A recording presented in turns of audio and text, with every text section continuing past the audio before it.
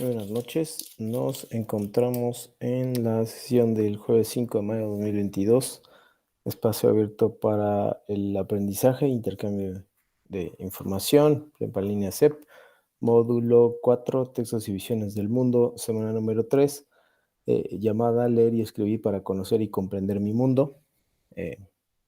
Primero les ofrezco una disculpa por la ausencia de ayer, es una situación médica que escapa a mi control y espero que hayan notado algunas cosas del anuncio, pero bueno, intentaré que las dudas queden solucionadas el día de hoy y aún así pueden seguir haciéndome las preguntas tanto en el foro de novedades como por mensaje o bien por correo electrónico. Bueno, el, este Esta semana número 3 tiene la particularidad de que se va a calificar, una de las actividades que se califican es un foro, es la actividad integrada número 6, que es un foro semanal y tiene algunas particularidades que voy a intentar explicar. Si bien se llama leer y escribir para comprender mi mundo, es importante porque se trata de un resumen de las 2 semanas previas y va a ser un adelanto para la semana número 4, que es no solo el resumen de todo, la síntesis de todo, sino la semana que más importancia, bueno, mayor porcentaje tiene hasta ahora.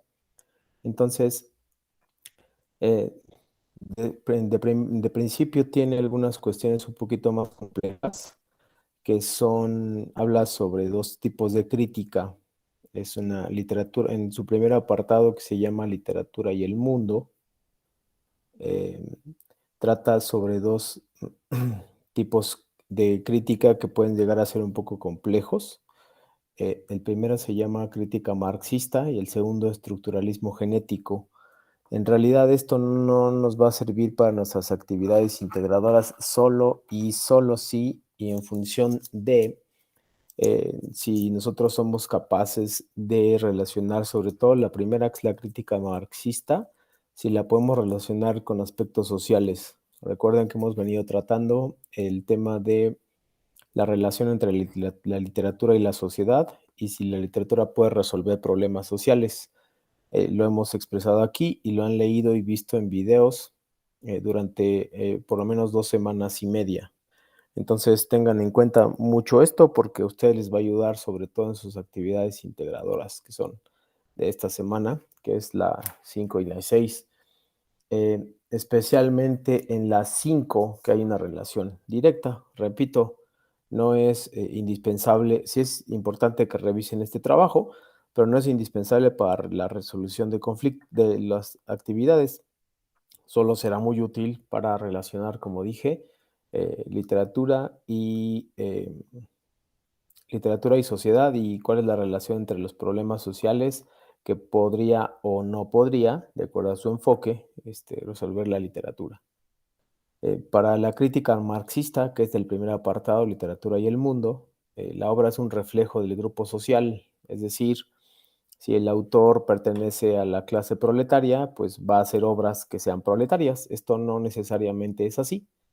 En nuestros días al menos no funciona así, pero en algunas partes, en textos que no son tan contemporáneos, puede funcionar así. Es decir, una persona de clase social alta solo podía escribir de cosas que le pasaban a la sociedad alta porque es la que entendía y en la cual estaba inserto, ¿no? Sabemos que esto no necesariamente es así, pero en algún momento se creyó sobre todo por la influencia de Marx, que, pues, que la literatura también funcionaba más o menos de una forma similar, como la sociedad incluso. Entonces, acuérdense que el autor podría tomar algunos aspectos de la sociedad, aunque para nosotros sea un poco extraño decir eso. Y lo que sucede aquí, que es un aspecto bien importante, es que nos ayuda a comprender sucesos de la realidad humana. Eso sí lo hace la literatura, marxista o no marxista, lo hace la literatura, ¿no? Entonces, bueno, después hay algo que sí quería mostrarles, que son las experiencias estéticas, y esas experiencias estéticas son el primer paso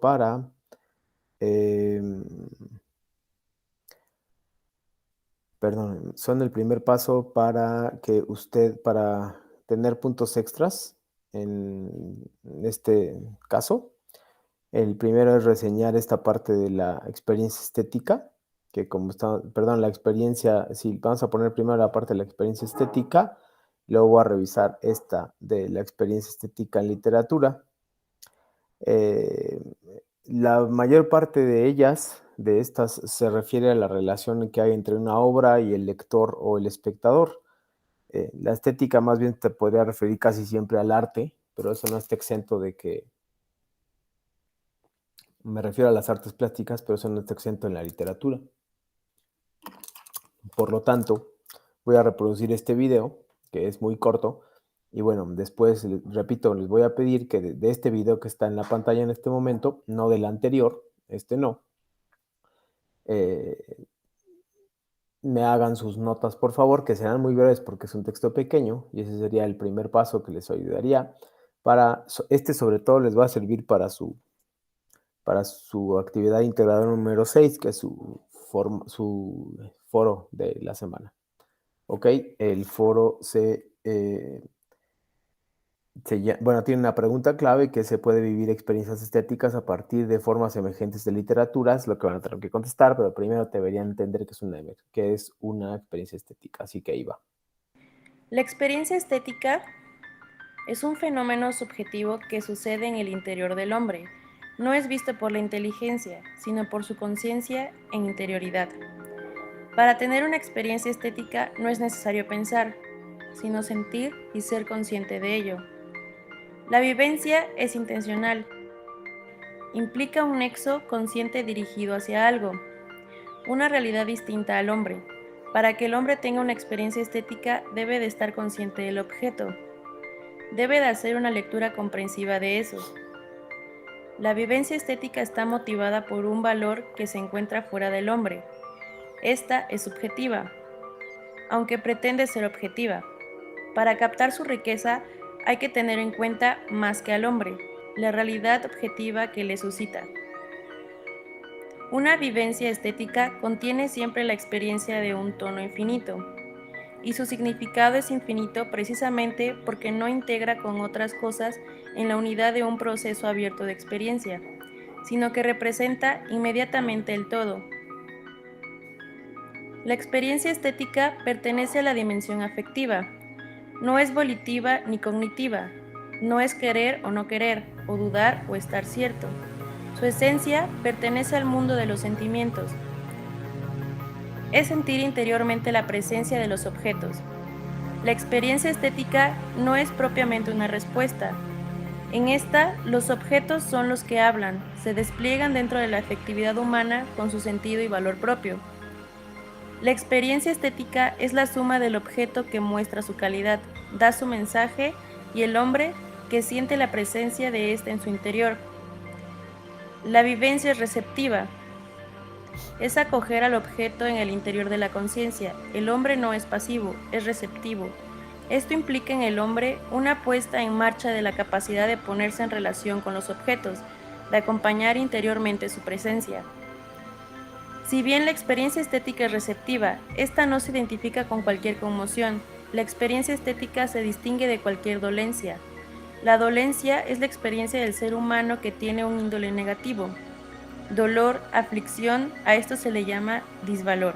La experiencia estética siempre es de sentido positivo. El hombre es tocado hasta lo más profundo por una cosa en específico. El hombre reacciona a estas cosas, pero nunca experimenta dolor o aflicción, porque las cosas que suscitan esta reacción siempre tienen un valor positivo. Son bellas, sublimes, elegantes, delicadas, etc. Todo esto lleva al hombre al asombro, una fase emotiva y estimulante que eleva a una ruptura con la cotidianidad. Ante el asombro del hombre, se lleva a cabo una contemplación más profunda. Este se identifica con el objeto que lo absorbe y el yo se ve transportado a otro mundo. Todo pensamiento tiene como presupuesto la experiencia. Esta le da al hombre un conjunto de posibilidades a elegir. La belleza desde un punto de vista filosófico es un cosmos, un orden armónico, causado por un principio. Se descubre dicho orden y los filósofos teorizan sobre él. Hablamos principalmente de dos filósofos, Aristóteles y Platón. Para Platón, el arte puede tanto llevar a la verdad y a la belleza, como desconcertar y engañar, y según Platón, la belleza es captada solamente por los filósofos. Para Platón, el arte no puede ofrecer otra cosa que una simple reproducción de lo que ya es de por sí un derivado. Representa algo que no es verdadero. Para él, el arte no sirve para educar a la gente ni para hacerlo mejor. La educación no puede ser confiada a los poetas, solo a los filósofos. Según Platón, lo bello es difícil. Esto tiene que ver con la vinculación que tiene con la verdad. El esplendor de la belleza aparece ligado a la matemática y a la verdad, porque el bien contiene en sí belleza. Aristóteles. Aristóteles busca entender el obrar del hombre a través del arte y la poesía. En el mundo del arte detectó dos elementos característicos: la imitación, mímesis, la purificación del ánimo, catarsis. Para Aristóteles, el arte es imitación, es un hacer imitativo tendiente a producir arte. La tendencia a la imitación se justifica por dos motivos: su utilidad cognoscitiva y el placer que procura. A través de esta, el hombre genera sus primeros conocimientos. Esta no queda en una mera imitación tosca, sino que tiene armonía y ritmo. La catarsis es el efecto purificador que el arte despierta en el espectador. A diferencia de Platón, para Aristóteles, el efecto de la tragedia es positivo y no lleva a un engaño, sino que purifica el ánimo, viéndose reflejado en acción. La belleza, según Aristóteles, es el primer principio, el acto puro. A este primer principio se le concede la mayor belleza, bien y verdad. La belleza propia está ligada a la verdad, porque transmite contenidos universales y ayuda a comprender y orientar nuestra vida.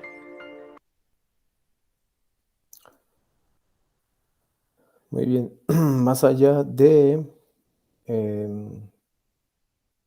la cantidad de información que contiene, eh, eh, solo es importante, creo yo, para resumirlo, que ustedes puedan apreciar el valor estético de una obra y en qué se da, en qué parámetros se da ese valor estético de la obra. Eh, para eso es bien importante que ustedes más o menos sepan qué es lo que están buscando y que tengan muy claro que lo que estamos persiguiendo aquí es la conceptualización de la experiencia estética. Entonces, como se trata de un módulo, bueno, de una unidad, perdón, o una semana donde hay una relación importante entre la literatura y la sociedad, el tercero de los materiales que se comparten o que se suben se llama El impacto de la literatura en la sociedad, y este nos habla sobre lo clásico, que es una relación que estaba en el video pasado. Lo clásico, como lo verán en la actividad integradora 5, el de una obra aparte que se llama Las nubes, tiene, a pesar de que son textos clásicos, tiene temas que siguen siendo muy vigentes y continúan repercutiendo en la sociedad. Lo podrán ver en el hecho de las obras de teatro de la comedia que se comparte de Aristófanes, que se llama Las nubes. En esa comedia ustedes podrán encontrar diversos problemas sociales y esos problemas sociales podrán relacionarlos con lo que viven en su cotidianidad o lo que han visto en en su entorno laboral, personal, etcétera, y social sobre todo. Entonces, para que vean que hay una relación entre la literatura y la sociedad, pero sobre todo que los textos clásicos siguen teniendo los mismos problemas que podría tener nosotros o bien un texto en general, y eso es porque es difícil que los problemas sociales se presenten de una manera distinta o que cambien, son realmente muy consistentes en ese sentido. Em, Después hay una parte en el número 4 que se llama recuperar aprendizajes, es tecnologías de la información y la comunicación en literatura, y nos habla un poco de las comunidades globales y de la comunicación, ¿no? Son cosas que ustedes ya habían visto, sobre todo las de las tecnologías de la comunicación, y me paso directamente a partes que, digamos que este módulo, bueno, esta semana, esta unidad también puede ser un poco contradictoria porque define la relación entre la literatura y la sociedad, pero también que nuestra sociedad, digamos, en la sociedad en la que nos desenvolvemos actualmente, hay una relación entre la sociedad, sí, la sociedad y la tecnología. No puedes pensar una sin la otra. Por lo tanto, hay una presencia importante de las nuevas tecnologías o Internet en la literatura. Entonces, Aquí hay un cruce, bueno, un triángulo que sea nuestra sociedad, la sociedad tecnológica y la sociedad clásica. Las tres se van a unir en estas actividades integradoras. En ese sentido es súper interesante la relación porque nos demuestra que los textos clásicos no son privativos no contienen problemas viejos que solo se queden congelados en el tiempo, sino que presentan nuevas, digamos, nuevas visiones, los textos de nuestro tiempo presentan nuevas visiones de los problemas. Entonces, pues en ese sentido creo que podrían encontrar interesante una visión viejita, digámoslo así, o antigua, de problemas que vamos a seguir nosotros encontrando en nuestro día a día. Bueno, en la siguiente parte vamos a encontrar más recuperaciones para saber más qué es el arte en la era digital y hay un video un poco extenso de cuál es la relación o cómo se da en nuestros días el arte, sobre todo en los medios de comunicación y en las redes sociales. Todo esto los va a preparar para saber cómo se está tratando el arte actualmente en los últimos años en los medios de comunicación masivos, o mejor dicho, en Internet y en las redes sociales, y cuál es lo que podemos encontrar con la literatura, o sea, qué función ejerce la literatura en las redes sociales, porque también hay una función. Entonces, vamos a ver los pros y contras del arte, de la difusión de la literatura, porque eso también nos interesa bastante. eh, Cuál es la relación entre la literatura en Internet y qué es lo que tiene bueno y qué es lo que tiene malo, y también eso les va a servir para opinar en su actividad integradora número 6, que es en su foro. Ahorita voy a hablar un poco más de eso. Lo siguiente es que tenemos lo del arte en la era digital, es un video bastante, y un poco extenso, como les decía, sobre la relación entre el arte y las nuevas tecnologías y cómo nos puede ayudar y cómo puede perjudicar un poco también la presencia del arte en nuestra vida cotidiana, no necesariamente perjudicarla, sino afectarla, que no necesariamente es malo. Hay un número 7, que está acá, esta parte azul, que estoy en la parte de la difusión de la literatura, perdón, número 6, difusión de la literatura, es básicamente el uso que hacen los escritores del Internet, cómo lo están utilizando y cómo lo llevan a cabo para fines de la literatura, y nos va a mostrar varios ejemplos. Y aquí voy a detenerme a uno que se llama Formas de literatura actuales, y voy a detenerme en estos tres que son importantes porque les van a servir para entender un poco unos videos que se les van a presentar en las actividades integradoras. En la 6, que es el foro. Hay una relación entre la publicación, la producción y la relación con elementos para su análisis. Este triángulo que está en naranja, morado y verde respectivamente nos habla de cuáles son las etapas en las que antiguamente se daba en el libro en papel y ahora se da en el libro físico, en el libro virtual, digámoslo así. Vean ahí como ejemplo, bueno, como ejemplo viene ahí lo de la digitalización y el hecho de que sea mucho más accesible para todos. La producción es algo que se llama cotidianamente ya literatura digital multimedia, que es algo que podemos ver en redes sociales, no necesariamente una publicación, sino un lado estético, que ya sabemos, un lado más literario, pero en redes sociales, y los elementos para análisis, que son la autoría, que pueda tener muchos textos, y que haya una relación intertextual. La intertextualidad va a ser importante porque es la relación que hay entre ese texto y otros. Lo vamos a ver también un poco sobre ese lado. También